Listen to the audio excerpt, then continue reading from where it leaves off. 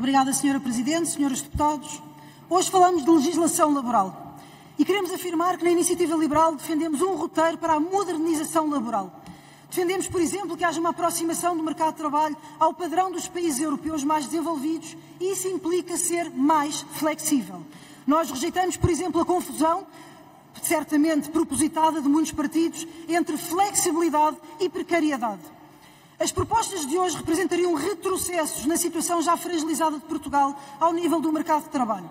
Portugal é o terceiro país com maior rigidez laboral e é dos países com maior precariedade. O que a esquerda não compreende é que o segundo é causa do primeiro. O modelo económico e a legislação laboral que Portugal tem contribui para a falta de competitividade dos salários.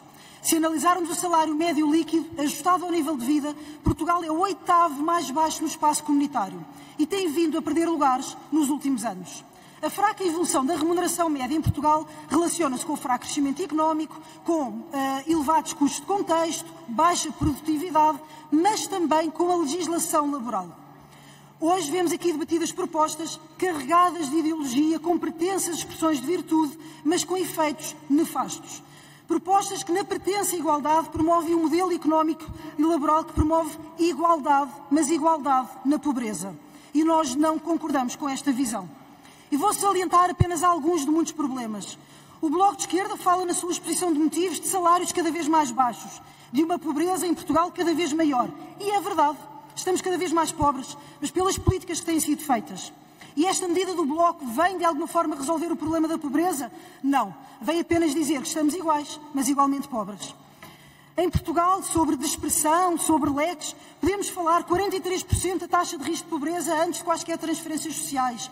Mais de 50% dos trabalhadores que recebem salários inferiores a 1.000 euros em 2022. Para fazer parte dos 10% com salários mais altos no país, basta ganhar 2.000 euros brutos por mês. E cerca de 30% dos trabalhadores recebem o salário mínimo nacional. Igualdade na pobreza? Não, obrigada. E é isso que as políticas governativas nos têm trazido, com o PS e com a geringonça. O Bloco de Esquerda fala também no PSI 20. E, de facto, temos um problema no PSI 20, é que já nem sequer 20 empresas têm.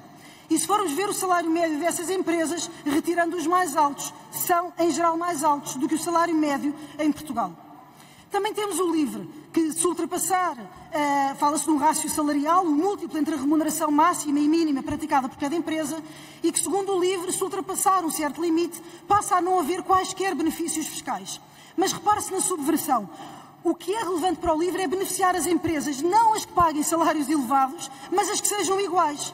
Senhores deputados, nós aqui temos, sim, que nos preocupar em fazer crescer os salários. Portugal precisa de saber ter políticas para aumentar o valor acrescentado, para saber que as empresas possam pagar salários.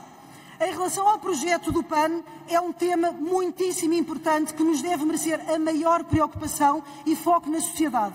Mas apenas referir que a insuspeita Comissão de Igualdade de Género considera que a lei atual é suficiente quanto aos objetivos de igualdade de género a alcançar. Em suma e para terminar, as mesmas soluções não resolvem os mesmos problemas, o fortalecimento de más soluções agrava os mesmos problemas e nós estamos num modelo económico que não promove o crescimento, não promove a criação de riqueza e não arranja o elevador social. Por isso, igualdades de oportunidades, sim, oportunidade de crescimento, sim.